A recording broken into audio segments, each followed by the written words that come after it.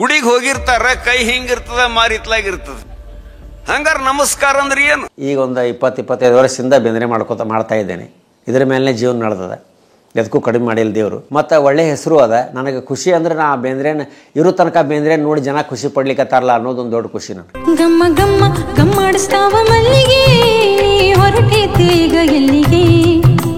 ಆಮೇಲೆ ಟ್ರಸ್ಟು ಅಷ್ಟೇ, ಎಷ್ಟೋ ವರ್ಷದಿಂದ ಟ್ರಸ್ಟಿಗೆ ಹೋಗ್ತಾ ಇದ್ದೇನೆ. ಟ್ರಸ್ಟಲ್ಲಿ ಮೊದಲಿಂದ ಆವಾಗಿಂದನೂ ಅದೇ ಇದೆ ಟ್ರಸ್ಟಿಗೆ. ಅಲ್ಲೇ ಪ್ರಕಾಶ್ ಬಾಳೆಕಾಯಿ ಇರ್ತಿದ್ದಾನೆ, ಅವನು ಕಾರ್ಯಕ್ರಮ ಮಾಡಿದಂದ್ರೆ ಸರ ನಿಮ್ಮದು ಕಾರ್ಯಕ್ರಮ ನಾಳೆ ಬರಬೇಕು, ಕಾರ್ ಕಳಿಸ್ಕೊಡ್ತೀವಿ, ಅವನು ಕರ್ಕೊಂಡು ಹೋಗ್ತಾರೆ. ಹಿಂಗೆಲ್ಲ ಕಡೆ ಬೇಂದ್ರೆ ಬಗ್ಗೆ ಇದೆ. ಎಲ್ಲಿ ತನಕ ನಾನು ಇರ್ತೇನೆ ಅಲ್ಲಿ ತನಕ ಹೇಳಿದ್ದು ನಾವು ವಾಮನ್ ಬೇಂದ್ರೆ ಜೋಡಿ ಮಾತಾಡಿದ್ದು. ನೋಡಿರಿ ಸರ ನಾ ಈಗ ಇದ್ರ ಮೇಲೆ ಇದನ್ನ ಮಾಡ್ಲಿಕ್ಕತ್ತೇನೆ, ನಾನು ಇದನ್ನು ಎಲ್ಲ ಬಿಟ್ಬಿಟ್ಟೇನೆ, ಉಳ್ಕಿದೆಲ್ಲ ಬಿಟ್ಟೇನೆ. ಸೀರಿಯಲ್ಲು ಶರ್ಮ ಯಾವಾಗಾರೆ ಬಂದ್ರೆ ಮಾಡ್ತೇನೆ. ಸೀರಿಯಲ್ಗೆ ಬೆಂಗಳೂರಿಗೆ ಹೋಗಿ ಮಾಡ್ಲಿಕ್ಕೆ ಆಗಂಗಿಲ್ಲ.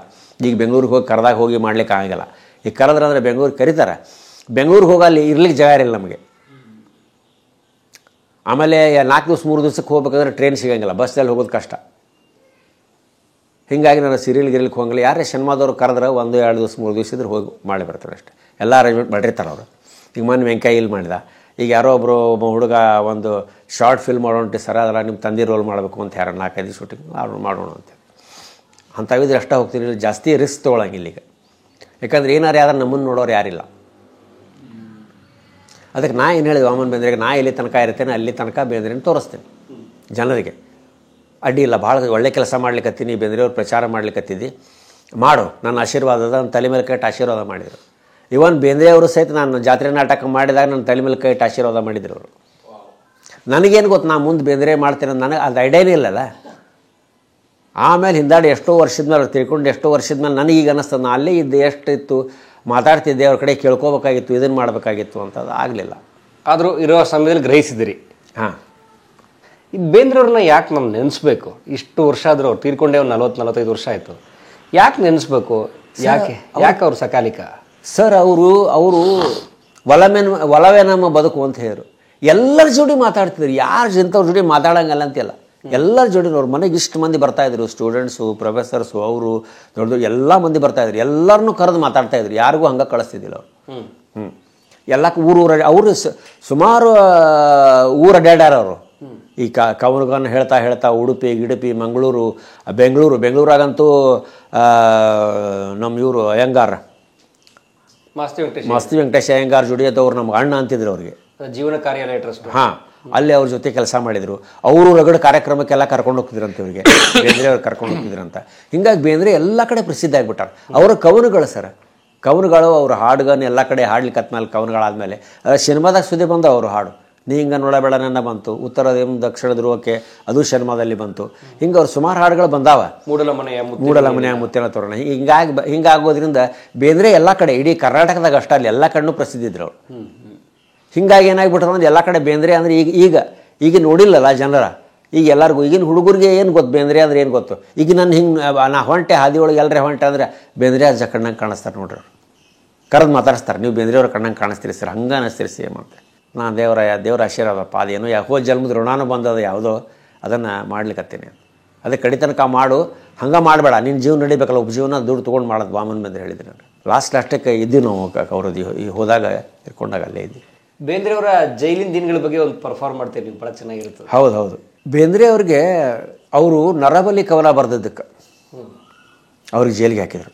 ನರಬಲಿ ಕವನ ಬರೆದಿದ್ದಕ್ಕೆ ಬ್ರಿಟಿಷ್ ಸರ್ಕಾರದವರು, ನೀವು ನಮ್ಮ ವಿರುದ್ಧ ಬರೆದಿರಿ ನರಬಲಿ ಕವನದೊಳಗೆ, ಅದಕ್ಕೆ ನಮಗೆ ಬೆಳಗಾವಿ ಹಿಂಡಲ್ಗ ಜೈಲಿಗೆ ಕರ್ಕೊಂಡು ಹೊಂಟೇವಿ ಅಂಥೇಳಿ ಅವ್ರನ್ನ ಜೈಲಿಗೆ ಕರ್ಕೊಂಡು ಹೋಗಿ ಜೈಲಿಗೆ ಹಾಕಿದರು. ಅವರು ಅಲ್ಲಿ ಸುಮ್ಮನೆ ಕೂಡಲಿಲ್ಲ, ಎಲ್ಲ ಕೈದಿಗನ್ನು ಕೂಡಿಸಿದ್ರು, ಅವ್ರಿಗೆ ಓದಲಿಕ್ಕೆ ಬರಲಿಕ್ಕೆ ಕಲಿಸಿದರು, ಕವನ ಬರೆದು ಕವನ ಹಾಡಿಸಿದ್ರು, ನಾಟಕ ಬರೆದು ನಾಟಕ ಮಾಡಿಸಿದ್ರು. ಅದಕ್ಕೆ ಅವ್ರು ಒಂದು ಮಾತು ಹೇಳಿದರು, ಒಬ್ಬ ಕವಿಗೆ ಮನೆಯೂ ಅಷ್ಟ, ಸಾಲಿನೂ ಅಷ್ಟ, ಜೈಲು ಅಷ್ಟ ಅಂತ. ಆಮೇಲೆ ಅವ್ರಿಗೆ ಒಂದು 3 ತಿಂಗಳಾದ್ಮೇಲೆ ಜೈಲರ್ ಹೇಳಿ ಕಳಿಸಿದ, ಬರ್ರಿ ನಿಮ್ಗೆ ಬಿಡುಗಡೆ ಮಾಡ್ಬೇಕಂತ ಮಾಡೇವಿ, ನಿಮ್ಮ ನಡತೆ ಸ್ವಭಾವ ಎಲ್ಲ ನೋಡಿಕೊಂಡು ಅದಕ್ಕೆ ಒಂದು ವಿನಂತಿ ಪತ್ರ ಬರೆದು ಕೊಡ್ರಿ. ಏನು ಬರೆದು ಕೊಡಬೇಕು? ಏನಿಲ್ಲ, ನಾನು ನರಬಲಿ ಕವನದೊಳಗೆ ನಾನು ಬ್ರಿಟಿಷ್ ಸರ್ಕಾರದ ವಿರುದ್ಧ ಬರೆದಿಲ್ಲ ಅಂತ ಬರೆದು ಕೊಡ್ರಿ.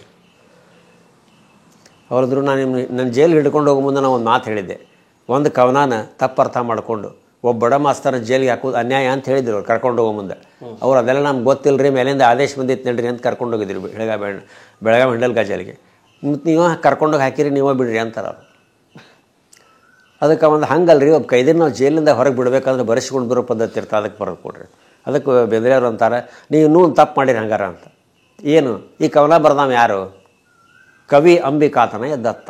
ಅವ ತಪ್ಪು ಮಾಡಿದ್ರೆ ಅವ್ನು ಕರ್ಕೊಂಬಂದು ಜೈಲಿಗೆ ಹಾಕ್ಬೇಕಾಗಿತ್ತು. ನೀವೇನು ಮಾಡಿದ್ರಿ? ಬೇಂದ್ರೆ ಮಸ್ತನ ಕರ್ಕೊಂಬಂದು ಜೈಲಿಗೆ ಹಾಕಿದ್ರಿ. ಈಗ ಕವನದ ತಪ್ಪದ ಇಲ್ಲ ಅಂತ ಹೇಳಿಕ್ಕೆ ನಾ ಯಾರ? ನನಗೆ ಹೇಳಿಕ್ಕೆ ಬರೋಂಗಿಲ್ಲ, ನಾ ಬರೋದು ಕೊಡೋದಿಲ್ಲ ಅಂದರು. ಅದೇ ಸುಮಾರಕ್ನವ್ರ ಕಕ್ಕನ ಆರೋಗ್ಯನ ಕೆಟ್ಟಿತ್ತಂದು ಸ್ವಲ್ಪ ದಿವಸ ಅವ್ರನ್ನ ಜೈಲಿಂದ ಹೊರಗೆ ಬಿಟ್ಟಿದ್ರು. ಆಮೇಲೆ ಬಂದಮೇಲೆ ಮುಗೋದ ಅಂತ ಒಂದು ಹಳ್ಳಿ ಅದ, ಅಲ್ಲಿ ಅವ್ರನ್ನ ನಜರ್ ಕೈದಿ ಅಂತ ಇಟ್ಟರು. ನಜರ್ ಕೈದಿ ಅಂದರೆ ಬಯಲು ಜೈಲು. ಒಬ್ಬ ಪೊಲೀಸ್ ಇರ್ತಿದ್ದ ಅವ್ರ ಜೋಡಿ. ಅಲ್ಲಿ ಕೂತ್ಕೊಂಡು ಬರೀಬೋದು, ಓದ್ಬೋದು. ಅತಿ ಸುಂದರವಾದಂಥ ಕವನಗಳು ಅಲ್ಲೇ ಬರ್ದಾರ. ನಾನು ಬಡವೆ ಆತ ಬಡವ ಒಲವೇ ನಮ್ಮ ಬದುಕು, ಭೃಂಗದ ಬೆನ್ನೇರಿ ಬಂತು ಕಲ್ಪನಾ ವಿಲಾಸ ಎಲ್ಲ ಮುಗದಾಗನ ಬರೆದಿದ್ದು. ಮುಂದೆ ನಾದಲೀಲೆ ಅಂತ ಅವ್ರ ಕವನ ಸಂಘದಾಗ ಪ್ರಕಟ ಆದವು ಸುಮಾರು ಹಾಡುಗಳು. ಬಟ್ ಬೇಂದ್ರೆ ಮನೇಲಿ ಬಡತನ ಇತ್ತು. ಇತ್ತು ಬಡ್ತಾನೆ. ಅಲ್ಲ, ಅವರು ಮಾಸ್ತರ್ಕಿ ನೌಕರಿದು ಮಾಡ್ತಾಯಿದ್ರು ಅಲ್ಲೇ ಇಲ್ಲೇ. ಆದರೆ ಅವ್ರು ಭಾಳ ಕಷ್ಟಪಟ್ಟದಂದ್ರೆ 10 ವರ್ಷ, 1932ರಿಂದ 42 ತನಕ. 32ನೇ ಇಸ್ವಿ ಒಳಗೆ ಅವರು ಬಂದಂಥ ನರಬಲಿಗೆ ಜೈಲಿಗೆ ಹೋಗಿ ಬಂದರು. ಆಮೇಲೆ 10 ವರ್ಷ ಎಲ್ಲಿ ಅವ್ರು ನೌಕರಿ ಕೊಡಬಾರ್ದು ಗೌರ್ಮೆಂಟಿಂದ ಆದೇಶ ಆಗಿತ್ತು. ಆದರೆ ಅವರು ಹೆದರಲಿಲ್ಲ ನೌಕರಿ ಕೊಡಬಾರ್ದಕ್ಕೂ. ನನ್ನ ಉದ್ಯೋಗ ಏನು? ಕಾವ್ಯೋದ್ಯೋಗ, ಕಾವ್ಯವನ್ನು ಬರೆಯೋದು. ಅವ್ರು ಕವನ ಬರ್ಕೋತಾನೆ ಹೋದರು, ಹೆದರಲಿಲ್ಲ. ಎದೆಗೂ ಅಂತಿದ್ದಿಲ್ಲ ಅವರು. 9 ಮಕ್ಕಳೊಳಗೆ 6 ಮಕ್ಕಳನ್ನ ಕಳ್ಕೊಂಡ್ರು ಅವರು. ಉಳಿದವ್ರು 3 ಮಕ್ಕಳು, ಪಾಂಡುರಂಗ, ವಾಮನ, ಮಂಗಲ. ಉಳಿಕೆ 6 ಮಂದಿ ಸಣ್ಣ ವಯಸ್ಸಿನಾಗ ಎದ್ದಾಗ ತೀರ್ಕೊಂಡ್ಬಿಟ್ರು. ಹೀಗಾಗಿ ಭಾಳವನ್ನ ಇದನ್ನು ಅನುಭವಿಸ್ಯಾರ. ಆದರೆ ಅದಕ್ಕೂ ಇದನ್ನು ಮಾಡ್ತಿದ್ದಿಲ್ಲ ಅವ್ರು. ಮುಂದೆ ಅವ್ರಿಗೆ ಆಕಾಶವಾಣಿ ಸಲಹೆಗಾರನ್ನು ತೊಗೊಂಡ್ರು. ಅಲ್ಲಿ 2 ಪ್ರಶಸ್ತಿಗಳು ಬಂದು. ಆಮೇಲೆ ಮಗ ನೌಕರಿ ಮಾಡ್ಲಿಕ್ಕತ್ತ. ಆಮೇಲೆ ಅವ್ರು ಪೆನ್ಷನ್ ಬರ್ಲಿಕ್ಕತ್ತು. ಹೀಗಾಗಿ ಆಮೇಲೆ ಅವರು ಇದ್ರಾಗ ಇದ್ದರು. ಆಮೇಲೆ ಅವ್ರು ಸಂಖ್ಯಾಶಾಸ್ತ್ರದ ಕಡೆ ಭಾಳ ಒಲವು ಹೋತವ್ರದ್ದು. ಸಂಖ್ಯಾಶಾಸ್ತ್ರ ನ್ಯೂಮರಾಲಜಿ. ನ್ಯೂಮರಾಲಜಿ ಅಂದರೆ ಅವರು ಶಬ್ದಕ್ಕೆ ಒಂದೊಂದು ಸಂಖ್ಯೆ ಕೊಟ್ಟು ಅದ್ರ ಮೇಲೇನೋ ವರ್ಕ್ ಮಾಡ್ಲಿಕ್ಕತ್ತಿದ್ರು ಅವರು. ಅದು ಪೂರ್ತಿ ಇದಾಗಲಿಲ್ಲ. ಅವ್ರಿಗಷ್ಟೇ ಜಾಸ್ತಿ ಗೊತ್ತಿತ್ತು. ಅದು ಬೇರೆದವ್ರಿಗೆ ಭಾಳ ಮಂದಿಗೆ ಇದು ಇತ್ತು. ಅದಕ್ಕೆ ಒಂದು ಹುಡುಗ ಪ್ರಶ್ನೆ ಕೇಳ್ತಾನೆ ಅವ್ರಿಗೆ, ಅಜ್ಜ ನಿಮ್ಮ ಸಂಖ್ಯಾಶಾಸ್ತ್ರ ಅಂದರೆ ಭಾಳ ಪ್ರೀತಿ ಯಾಕೆ ಅಂತ. ಅಂತ ನೋಡಪ್ಪ, ನಾವು ಮಾತಾಡುವಂಥ ಶಬ್ದ ನಮಗೆ ಮೋಸ ಮಾಡ್ತಾವೆ, ಅದ್ರ ಸಂಖ್ಯಾ ಮೋಸ ಮಾಡೋಂಗಿಲ್ಲ. ಹೆಂಗೆ ರೀ ಅದು? ಈಗ ಉದಾಹರಣೆ ಹೇಳಬೇಕಂದ್ರೆ ನಾವು ಯಾವುದಾದ್ರೂ ಒಂದು ಶಬ್ದವನ್ನು ಮಾತಾಡಿದ ಕೂಡಲೇ ಅದು ಕೇಳೋರು ವಯಸ್ಸು, ವಿದ್ಯೆ, ಅರ್ಹತೆ, ಅನುಭವ, ಸಂಸ್ಕಾರಕ್ಕೆ ತಕ್ಕಂಗೆ ಬೇರೆ ಬೇರೆ ಅರ್ಥ ಕೊಡ್ತದೆ. ಈಗ ಉದಾಹರಣೆಗೆ ನಾ ಅವಳನ್ನು ಪ್ರೀತಿಸ್ತೇನೆ ಅಂತ ಹೇಳಿದರೆ ನನ್ನಂಥ ಮುದುಕಿಗೆ ಏನು ಅನ್ನಿಸ್ತದೆ ನೀವು ಕೂತವ್ರಿಗೆ ಅನಿಸಂಗಿಲ್ಲ. 4 ಹುಡುಗರಿಗೆ ಏನು ಅನ್ನಿಸ್ತದೆ 4 ಹಳದವ್ರಿಗೆ ಅನಿಸಂಗಿಲ್ಲ. ಹಿಂಗೆ ಒಂದು ಶಬ್ದ ಬೇರೆ ಬೇರೆ ಅರ್ಥ ಕೊಡ್ತದೆ. ಆದ್ರೆ ಸಂಖ್ಯೆ ಹಂಗಲ್ಲ, ನಿಖರ ಇರ್ತದೆ. 2 ಅಂದ್ರೆ 2 ಹಾಕ್ಬೇಕು, 3 ಅಂದ್ರೆ 3 ಹಾಕ್ಬೇಕು. ಅದಕ್ಕೆ ಕರೆ ಹೇಳು ಸಂಖ್ಯೆ ಕಂಡ್ರೆ ಪ್ರೀತಿ ಅಂತ ಹೇಳಿ ಉದಾಹರಣೆ ಕೊಟ್ಟು ಹೇಳಿದ್ದು. ಆಮೇಲೆ ಅದ್ರ ಮೇಲೆ ಭಾಳಷ್ಟು ಡಿಸ್ಕಷನ್ ಮಾಡಿದರು. ಅದು ಮಾಡ್ತಾ ಇದ್ರು ಅವರು. ಇದ್ರೆ ಇನ್ನೂ ಅದು ಆಗ್ತಿತ್ತು, ಅದು ಇರಾಗ ಬರ್ತಿತ್ತು. ಬಟ್ ಅದು ವಾಮನ ಬೇಂದ್ರೆ ಅವ್ರಿಗೆ ಶರ್ಮಾ ಅವ್ರಿಗೆ ಸ್ವಲ್ಪ ಮಂದಿಗೆ ಅದು ಅದ್ರ ಬಗ್ಗೆ ಇದು ಇತ್ತು. ಬಟ್ ನಮಗೆ ನನ್ನ ಬಗ್ಗೆ ಅದ್ರ ಬಗ್ಗೆ ಏನೂ ಐಡಿಯಾ ಇಲ್ಲ. ನೀವು ಒಪ್ಪಟ ಕಲಾವಿದ, ಅಪ್ಪಟ ರಂಗಭೂಮಿಯ ಕಲಾವಿದ. ರಂಗಭೂಮಿ, ಸೀರಿಯಲ್ಲು, ಸಿನಿಮಾ ಹಿಂಗೆ ಮಾಡ್ಕೋತಾ 40 ವರ್ಷ ತೆಗೆದೇನೆ. ಈಗ ಒಂದು 20-25 ವರ್ಷದಿಂದ ಬೇಂದ್ರೆ ಮಾಡ್ತಾ ಇದ್ದೇನೆ. ಇದ್ರ ಮೇಲೇ ಜೀವನ ನಡೆದದ. ಎದಕ್ಕೂ ಕಡಿಮೆ ಮಾಡಿಲ್ಲ ದೇವರು. ಮತ್ತು ಒಳ್ಳೆಯ ಹೆಸರು ಅದ. ನನಗೆ ಖುಷಿ ಅಂದರೆ ನಾ ಬೇಂದ್ರೆನ ಇರೋ ತನಕ ಬೇಂದ್ರೆನ ನೋಡಿ ಜನ ಖುಷಿ ಪಡ್ಲಿಕ್ಕತ್ತಾರಲ್ಲ ಅನ್ನೋದೊಂದು ದೊಡ್ಡ ಖುಷಿ ನನಗೆ. ಅಷ್ಟೇ. ದೇವ್ರು ಹಂಗೆ ಅದೇ ರೂಪ ಕೊಟ್ಟಾನೆ ಎಲ್ಲ ನಾವು ಮಾಡೋಣ, ತೋರಿಸೋಣ. ಇರೋ ತನಕ ನೋಡಲಿ, ಬೇಂದ್ರೆ ಗೊತ್ತಾಗಲಿ ಜನಕ್ಕೆ ಹೆಂಗೆ ಅಂತ. ಎಲ್ಲಿ ಹೋದಲ್ಲ ಎಲ್ಲ ಕಡೆ ಖುಷಿ ಪಡ್ತಾರೆ ಸರ್. ಬೇಂದ್ರೆ ಎಲ್ಲಿ ಮಾಡ್ಲಿಕ್ಕೆ ಹೋಗ್ತಾನೆ ಅಲ್ಲಿ. ಮೊನ್ನೆ ಬೆಂಗಳೂರಿಗೆ ಬಂದಿದ್ದು ನಾನು. ಬೆಂಗಳೂರಾಗ ನಾಗರಭಾಮಿ ಒಳಗೆ ಮಲ್ಲತ್ನಹಳ್ಳಿ ಅಂತಿದೆಯಲ್ಲ, ಅಲ್ಲೇ ಒಂದು ಕಾರ್ಯಕ್ರಮ ಆಯಿತು. ಧಾರವಾಡದಿಂದ ನಾವು ಶ್ಯಾಮ್ ಸುಂದರ್ ಬಿದಿರ್ಕುಂದಿ, ಆಮೇಲೆ ನಮ್ಮ ಡಂಬಳ್ ಸರು, ಅವರು 3 ಮಂದಿ ಅಲ್ಲಿ ಬಂದಿದ್ವಿ ಎಲ್ಲೇ ಬೆಂಗಳೂರಿಗೆ. ಅಲ್ಲಿ ಬೇಂದ್ರೆ ಸ್ವರಣೆ ಅಂತ ಕಾರ್ಯಕ್ರಮ ಮಾಡಿದರು. ಬೆಳಗ್ಗಿನಿಂದ ಮಧ್ಯಾಹ್ನ ಸಂಜೆವರೆಗೂ ನಾ ಬೇಂದ್ರೆ ಮಾಡಿದೆ. ಬೇಂದ್ರೆಯವ್ರ ಬಗ್ಗೆ ಅವ್ರು ಮಾತಾಡಿದರು. ನಮ್ಮ ಶ್ರೀಪತಿ ಮಂಜನ್ ಬೈಲವರು ಬಂದಿದ್ದರು, ಅವರು ಮಾತಾಡಿದರು. ಪ್ರಭಾಕರ್ ಅಂತಿದ್ದಾರೆ, ಅವರು ಅಲ್ಲಿ ನಾಟಕ ಸಂಘ, ಅದು ಒಂದು ನಾಟಕದ್ದು ಇದನ್ನೇ ಯಾವುದು ಅಮೆಚೂರ್ ನಾಟಕದ್ದು. ಅವರು ಮೋಸ್ಟ್ಲಿ ನೀನಾಸಮ್ ಇರಬೇಕು, ನೀನಾಸಮ್ದವರು. ನೀನಾಸಮ್ ಕಲಿತು ಅವ್ರು ಮಾಡ್ತಾರೆ, ಜಾಬ್ನೂ ಮಾಡ್ತಾರೆ. ಅವರು ಒಂದು ಸಂಘ ಕಟ್ಕೊಂಡು ಮಾಡ್ಲಿಕ್ಕತ್ತಾರೆ. ಅವ್ರು ಕರೆಸಿದ್ರು ಪಾಪ. ಅಲ್ಲೇ ಒಂದು ದಿವಸ ಕಾರ್ಯಕ್ರಮ ಮಾಡಿ ಬಂದು. ಆಮೇಲೆ ರಂಗಶಂಕರದಲ್ಲಿ ಮಾಡಿದೆ. ಬೇಂದ್ರೆ? ಹೌದು.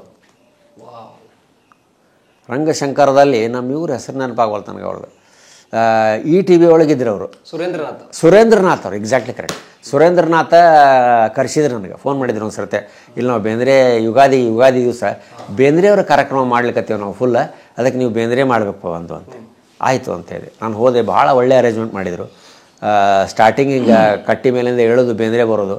ಹೇಳ್ತೀನಿ ಬೇಂದ್ರೆ ಅದನ್ನು ಮಾಡಿದರೆ ಅರ್ಧ ತಾಸು ಮಾಡಿದರೆ ಮಂದಿ ಒಂದು ನಮೂನಿ ಹುಚ್ಚಾಗಿಬಿಟ್ಟಿದ್ರು ನೋಡಿ. ಇಷ್ಟು ಚಪ್ಪಾಳಿ 300 ಮಂದಿಗೆ ನನ್ನ ಕಡೆಯಿಂದನೇ ಸುರೇಂದ್ರನಾಥ್ ಅವರು ಸಕ್ರೆ ಕೊಡಿಸಿದ್ರು. ಒಳಗೆ ಥಿಯೇಟ್ರಿನ ಮುಂದೆ ಬೇಂದ್ರೆ ನಾಟಕ ಸಂಗೀತ ಕಾರ್ಯಕ್ರಮ ಐತಲ್ಲ, ಅಲ್ಲಿ ಗೇಟ್ನಾಗ ನಿಂತ್ಕೊಂಡು ಎಲ್ಲರಿಗೂ ಸಕ್ರೆ ಕೊಟ್ಟೆ ನಾನು. ಅಷ್ಟರು ಅಷ್ಟರು ಮತ್ತು ಸಕ್ರೆ ತೊಗೊಂಡು ನಮಸ್ಕಾರ ಮಾಡಿ ಹೋಗ್ಯಾರ ಒಳಗೆ. ನಿಮ್ಮಲ್ಲಿ ಬೇಂದ್ರೆನ ಕಂಡೇವ್ರಿ ನಾವು ನಡ್ರಿ ಅಂತೆ. ಸುರೇಂದ್ರನಾಥ್ ಇಷ್ಟು ಕಾಜಿ ತೊಗೊಂಡು ನಾನು ಬೇಂದ್ರೆ ಮಾಡಿದ್ಮೇಲೆ ಅಂತ ಹೇಳ್ತೀನಿ ನಿಮ್ಗೆ. ಅವ್ರ ಮೊದಲಿಂದ ಪರಿಚಯ ಐತೆ ನನಗೆ, ಯಾಕಂದ್ರೆ ಈ ಟಿ ವಿ ಒಳಗೆ ಇದ್ರಲ್ಲ ಅವರು.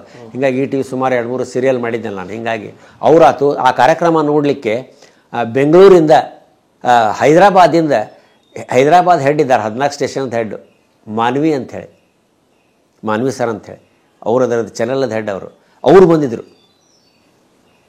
ಅದನ್ನು ನೋಡಿ ಅವ್ರು ಭಾಳ ಖುಷಿಪಟ್ರು ಅವರು.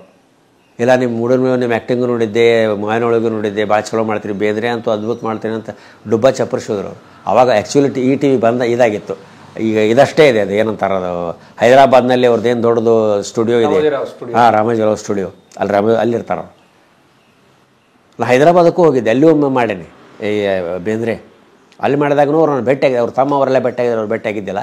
ಬಟ್ ಅವ್ರಂದ್ರೆ ನೀವು ಹೈದರಾಬಾದಕ್ಕೆ ಬಂದ ನಾನು ತಪ್ಪಿಸ್ಕೊಂಡಿದ್ದು ನೋಡೋದು. ಬಟ್ ಇಲ್ಲಿ ಅದು ಭಾಳ ಖುಷಿ ಆಯ್ತು ಅಂತೆ. ಬಂದ ಕಾರ್ಯಕ್ರಮ ಅಟೆಂಡ್ ಮಾಡಿ ಹೋದ್ರು ನೋಡ್ರಿ.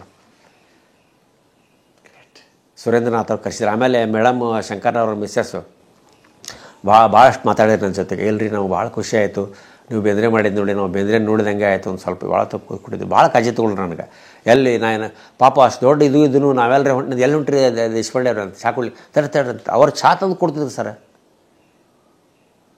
ಪಾಪ ಎಂಥ ಒಳ್ಳೆ ಮನುಷ್ಯ ಅಂದರೆ ಭಾಳ ಕಾಳಜಿ ತೊಗೊಂಡ್ರು. ಎಲ್ಲರ ರೂಮಿಗೆ ಎಲ್ಲೇ ರೂಮ್ ಇತ್ತು, ಇಲ್ಲ ಕಾರಲ್ಲಿ ಹೋಗ್ರಿ ನೀವು ಅಂತ. ಊಟಕ್ಕೆ ಕೂತ ನನ್ನ ಜೋಡಿ ಬಂದು ಊಟ ಮಾಡಿರಿ ನೀವು ಅಂತ ಊಟ ಮಾಡಿಸೋದ್ರು. ಅಷ್ಟು ಕಾಳಜಿ ತೊಗೊಂಡ್ರು, ಭಾಳ ಕಾಳಜಿ ತೊಗೊಂಡ್ರಲ್ಲ. ರಂಗಶಂಕರ್ಗೆ ಹೋದಾಗ 2 ದಿವಸ ಇದ್ನೇ ಅಲ್ಲಿ. ಭಾಳ ಅದ್ಭುತ ಅನುಭವ ಅದು ಬೆಂಗಳೂರದ್ದು.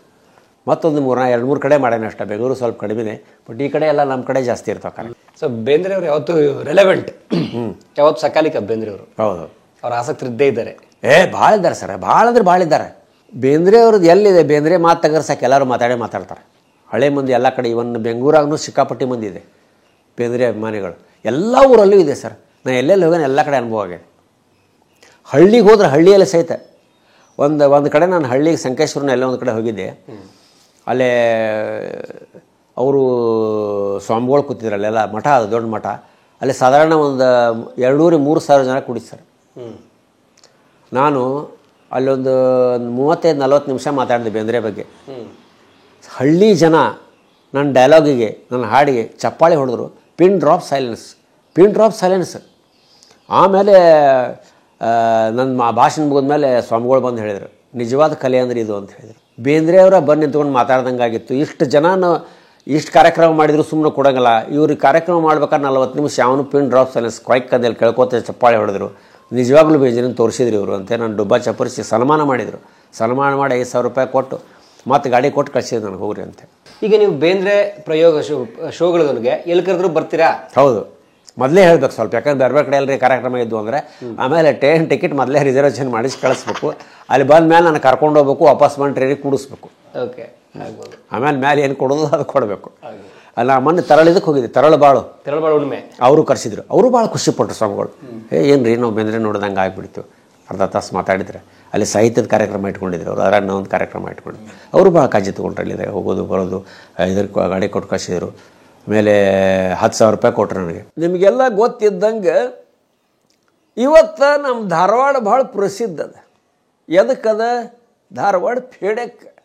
ಆದರೆ ಈಗ 40 ವರ್ಷದ ಹಿಂದೆ ಧಾರವಾಡ ಫೇಡೆಕ್ ಪ್ರಸಿದ್ಧಿ ಇದ್ದಿದ್ದಿಲ್ಲ.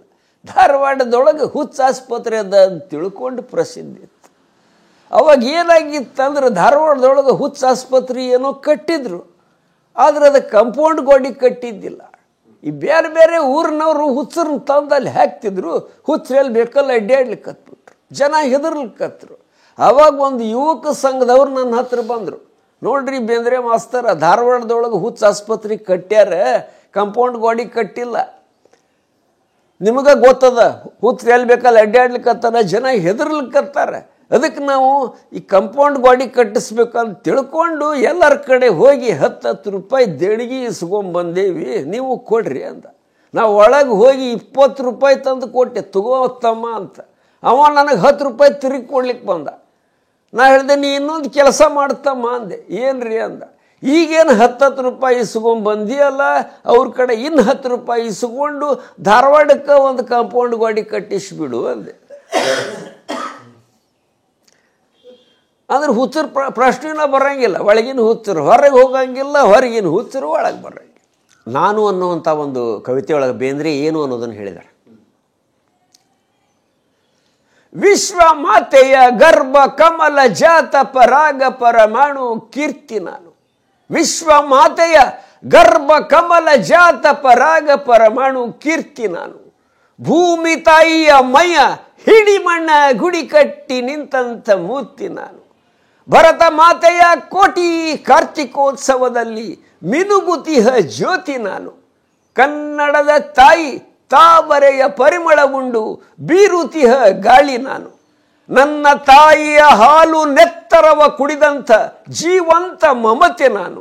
ಈ ಐದೇರೆ ಪಂಚ ಪ್ರಾಣಗಳಾಗಿ ಈ ಜೀವ ದೇಹ ನಿಹನು. ಈ ಜೀವ ದೇಹ ನಿಹನು.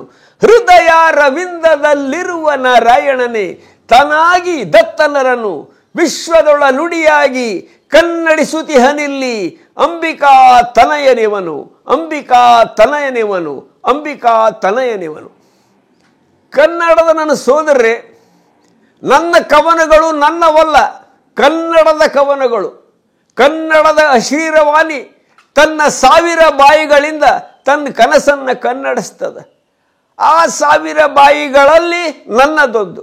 ಅದೇ ನನ್ನ ಧನ್ಯತೆ, ಅದೇ ನನ್ನ ಧನ್ಯತೆ, ಅದೇ ನನ್ನ ಧನ್ಯತೆ.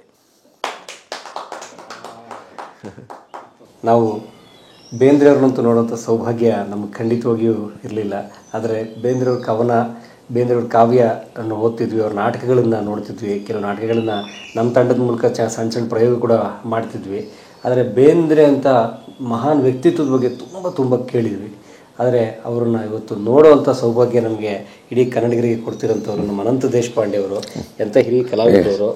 ಅವ್ರನ್ನ ಮೂಡಲಮನೆ ಧಾರಾವಾಹಿ ನೀವೆಲ್ಲರೂ ನೋಡುತ್ತೀರಿ. ಪಾಟೀಲ ಪಾತ್ರದಲ್ಲಿ ಬಹಳ ಜನಮಾನಸದಲ್ಲಿ ಉಳ್ಕೊಂಡಿರುವಂಥವ್ರು. ಅನೇಕ ಸಿನಿಮಾಗಳು, ರಂಗಪ್ರಯೋಗಗಳು ಎಲ್ಲವನ್ನು ಮಾಡ್ತಾರೆ. ನಿಜವಾದ ಕಲಾ ಬದುಕು ಅವ್ರದ್ದು.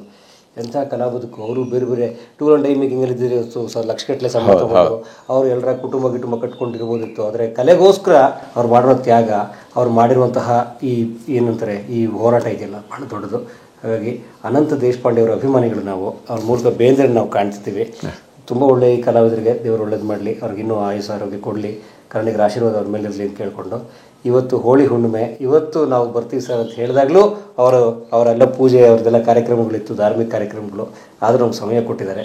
ತಮಗೆ ಅನಂತ ಧನ್ಯವಾದ. ನಮಸ್ಕಾರ. ಬೆಂಗಳೂರಿಂದ ಇಲ್ಲಿವರೆಗೆ ಬಂದು ಬೇಂದ್ರೆ ಅವ್ರನ್ನ ನಾನು ಆನಲ್ಲ, ಬೇಂದ್ರೆ ಅವ್ರನ್ನ ಜನರಿಗೆಲ್ಲ ಪರಿಚಯ ಮಾಡಿಕೊಡ್ಲಿಕ್ಕತ್ತೀವಿ. ಬೇಂದ್ರೆ ಅವ್ರನ್ನ ನೋಡ್ತಾರೆ ಜನ ನಿಮ್ಮ ಇದರ ಮೂಲಕ, ನೀವು ಮಾಡಿದಂಥ ಇಂಟರ್ವ್ಯೂ ಮೂಲಕ. ನಾನು ಬೇಂದ್ರೆ ಭಾಳ ಅಂದರೆ ಭಾಳ ದೊಡ್ಡ ಅಭಿಮಾನಿ. ಅದಕ್ಕೆ ನಾನು ಇಲ್ಲಿರುವವರೆಗೆ ಅದನ್ನು ಮಂದಿ ನೋಡಲಿ ಬೇಂದ್ರೆನ ಅನ್ನುವಂಥ ಈ ಸಣ್ಣದ. ನಿಮಗೂ ದೇವರು ಒಳ್ಳೇದು ಮಾಡಲಿ. ಹೋಳಿ ಹುಣ್ಣಿಯ ಶುಭಾಶಯಗಳು. ಮುಗಿಲ ಮಾರಿಗೆ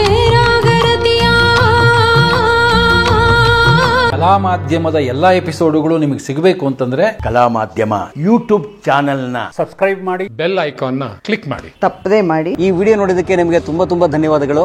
ಪುಸ್ತಕಗಳನ್ನು ಓದು ಮನಸ್ಸನ್ನು ಅರಳಿಸುತ್ತೆ, ಬುದ್ಧಿಯನ್ನು ಚುರುಕು ಮಾಡುತ್ತೆ, ಕಾಣದ ಹೊಸ ಲೋಕವನ್ನು ಪರಿಚಯಿಸುತ್ತೆ. ಹಾಗಾಗಿ ಓದುವ ಸಂಸ್ಕೃತಿ ಹೆಚ್ಚಾಗ್ಲಿ. ಧನ್ಯವಾದ.